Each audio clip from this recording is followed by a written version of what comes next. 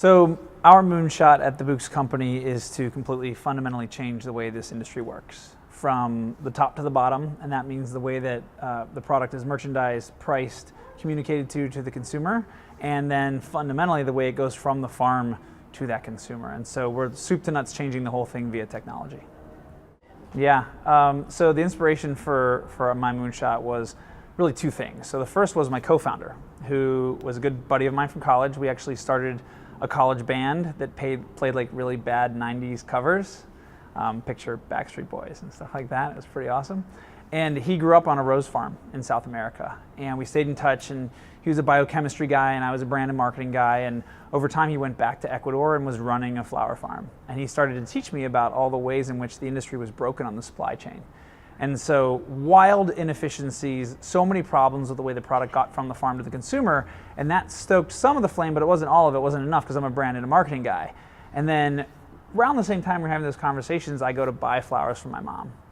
And I went through 3 different sites, and they all did the same thing, where the ad said it was going to be $19.99, and when I checked out, it was like $93 or $84, and it was more than 3x what the advertised price was. And I was angered by this. I literally was like furiously, like you can click out of a screen. I was furiously clicking out of the screen. I was like, I will not buy your flowers mispriced, lying to me and bait and switching me. And so after I did that 3 times and I finally gave up and placed the order, as a brand guy, it was a really weird moment because I was doing this really nice thing for my mom, but I was angry.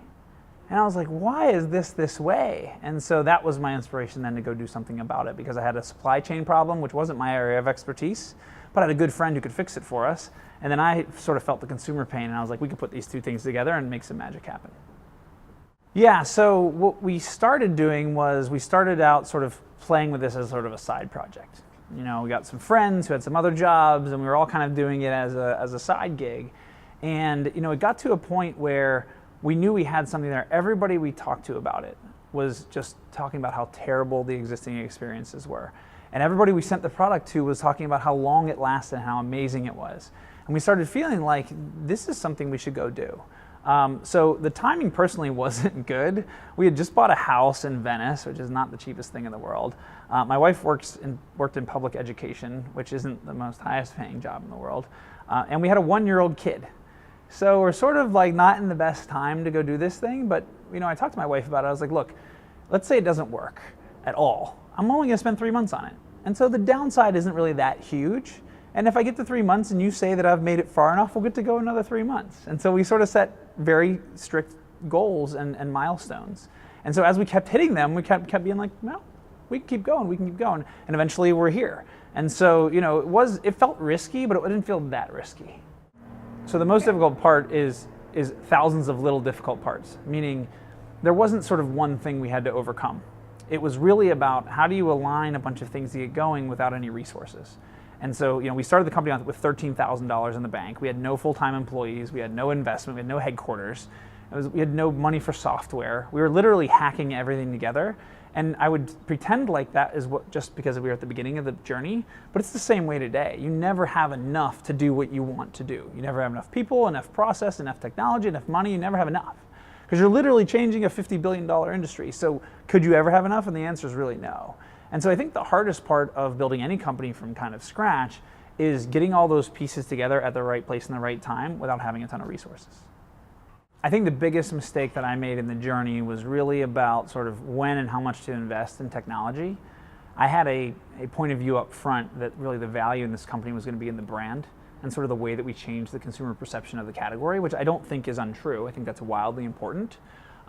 But because of the team that I had, which was very young and very scrappy, and they would do whatever was asked, I never really spent a lot of time digging into the tech and sort of learning about what do you really need to build a $100 million, $200, $300 million company, right? Like what's actually needed to do that?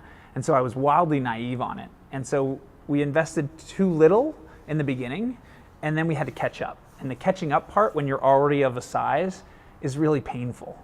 And so I think that was probably the biggest error in the early days. You know, the other thing I think sort of culturally I made a mistake on, and you can pick whichever one of these you like, is I did a lot of trying to reinvent the workplace while trying to build a company. You know, like at the beginning of our company, we said, hey, look, there's no such thing as hours here. Come and go as you please, because you're a hardworking, driven individual. The problem with that is that then you have literally no expectation from anybody, and as you go from 5, where that's easy to control and to monitor, to 50, where it's a lot harder, you end up with an organization where some people are working early, some are working late, they cross like ships in the night, and so it's really inefficient. And we also had no permanent seating. You could pick any seat you wanted, and you just randomly chose a seat.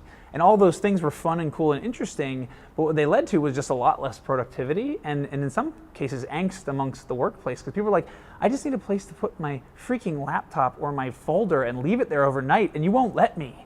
So these things that impacted people in negative ways that you thought, well, who wouldn't want to just like pick a new seat every day and sort of have community seating? That seems obvious. Turns out not so obvious.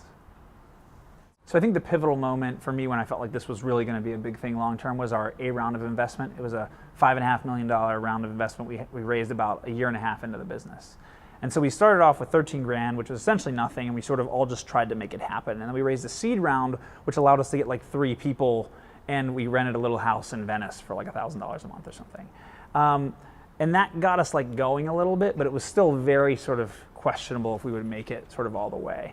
And when we got that $5.5 million round of investment, it was on not just the idea, but also on the metrics we had achieved. And these are from really sophisticated Silicon Valley investors who said, this is a pattern we recognize. And so it's not just you believing in it, it's us believing in it because of what you've achieved. And so, you know, every founder has to have this unstoppable belief that it's going to work.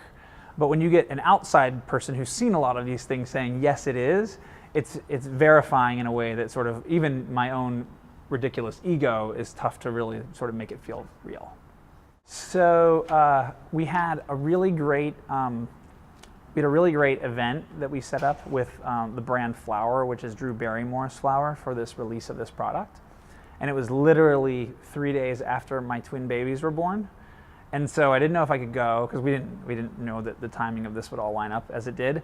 And so my poor wife has literally newborn infants, 2 of them at home. And I need to go hang out with Drew Barrymore. And my wife is like a huge Drew Barrymore fan, like 50 First Dates, I've seen it 700 times, because my wife absolutely loves the movie.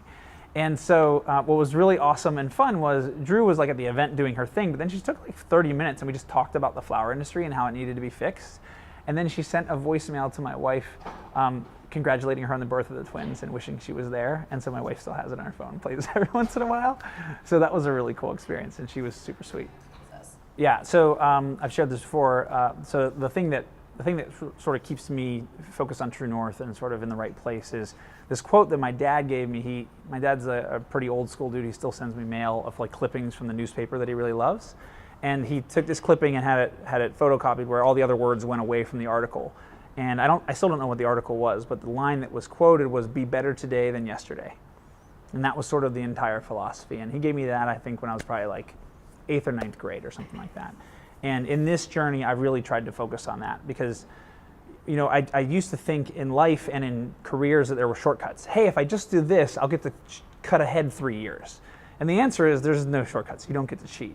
And so that was frustrating when I thought I could sort of get ahead by doing X, Y, or Z, and I found that it didn't really move the needle. I got frustrated, and I was like, why am I frustrated with my career? It's going quite well, right? And I took a step back for a moment, and as I started to focus more on the how do I get better for me, or how does the company get better for us in a step-by-step basis, like literally just be better than you were yesterday, and someday you're going to be amazing, or just get bigger than yesterday, and someday you're going to be huge, whatever it might be. Just be nicer today, just be smarter, whatever it is.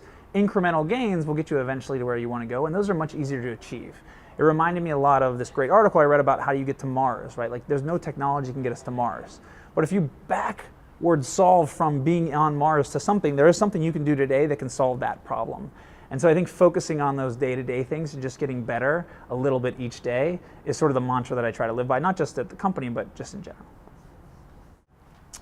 So I got great advice in this journey from a good friend of mine. His name's Andy Dunn. He is founder and CEO of Bonobos, the pants company out of New York City. They do all kinds of other menswear now. And Andy was the guy who sort of helped me think about risk in the context of, if you try something that doesn't work, how much did you really give up? Maybe you give up 6 months of salary or a year's worth of salary. Like, what is that in the total career of your earnings? You're not going to starve, right? Unless you're actually going to starve, in which case you should not start a company, right? If you cannot survive making 0 or very little money, you shouldn't do this. But really, it's about contextualizing the risk and thinking about in your life's journey, if you try this thing, how difficult or how painful will it really be in the long run? It might feel super painful tomorrow. When I made no money for 8 months, at the time it felt horrible. But if I had then gotten a job right back where I was before at Disney and the rest of my career had happened, it would have kind of been a little blip in the radar, right? And so contextualizing the risk is one.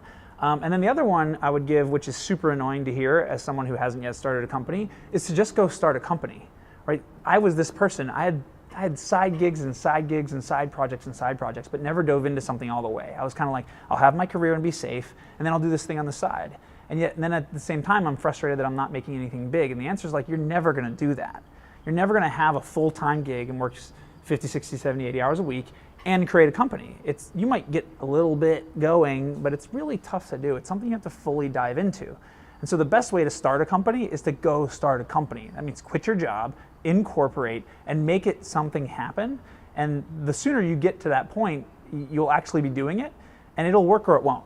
Right? Either you'll love it or you won't, and either it'll take off or it won't, and either you'll learn to love that process of it failing and you'll want to do it again, or you'll learn that it's not really for you. But the best way is just to go do it.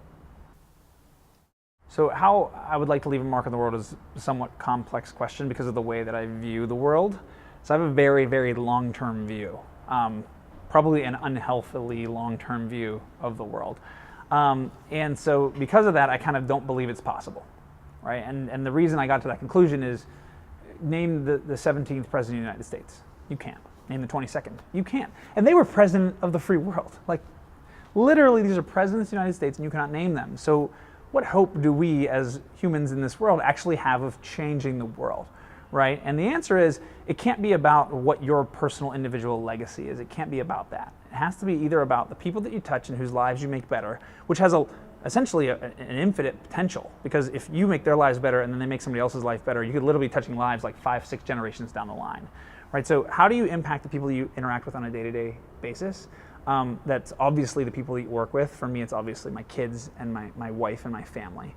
And so I think very small about that and sort of the day-to-day interactions that I have, and how can I leave a good mark on that individual so that they can do the same thing for others later. And in that case, you can have a forever mark. It may not be a name written in the history books, but you literally have impacted thousands of lives or hundreds of thousands of lives, depending on who you impact, right? If you're the person who helps Mark Zuckerberg, launch Facebook without suing him, you literally have a huge impact on the world, right? So how do you do that? And then I think the other part is a little bit more about sort of careers and business, but the business that you create, or the concept that you create, or the art that you create, or whatever that you create can change people's lives. And they may not be people you know at all. Like, our business model is one where the people that are literally on the fields in Colombia, in Ecuador, are getting paid better because we exist. They have better working conditions because we exist at scale. This is assuming that everything we want to do works, right? And I'll probably never meet 99% of those people.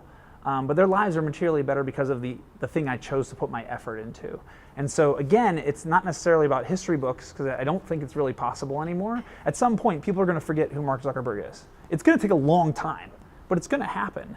And so that can't be the focus. The focus has to be about, like, how do you change lives in the present, and hopefully that sort of has a downstream effect.